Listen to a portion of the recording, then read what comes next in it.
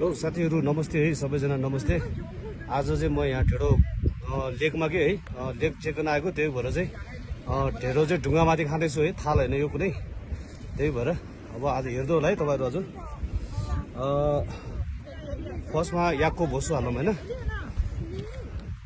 अनि त्यहाँबाट याकको मासु थिचेर बनाएको है च्याट्ट लाएर, अनि यो मुला भरिहाल्यो नि अब फेरि है, अनि त्यहाँबाट यो प्याज,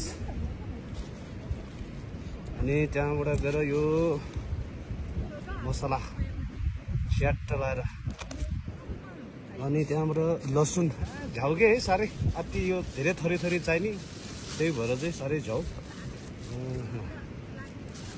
नुन पनि हाल्यो, अनि यो तुमछ्याङ, अनि यो खोर्सानी है, दामी हुन्छ होला लेकमा त अति मिठो हुन्छ नि फेरि। या किलो चाप्नु या उर्सी बिच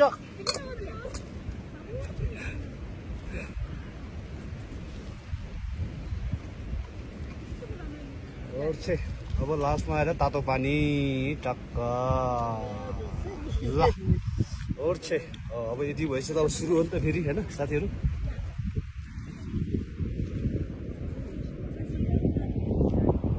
एकछिन चलाउनु पर्छ, यो तातो पानीमा अलिक भिजाउनु पर्छ नि त हैन, एकछिन चलाउनु पर्छ।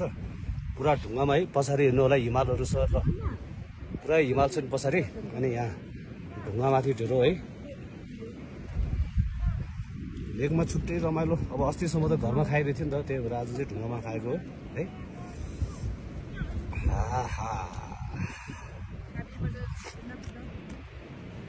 ढेरो चाहिँ मिठो छ। सुरु चाहिँ अब मासुबाटै गर्नुपर्छ है, टेस्ट गरेको अघिको, अब सुरु चाहिँ मासुबाटै गरौँ न है। अति गजब, अति गजब।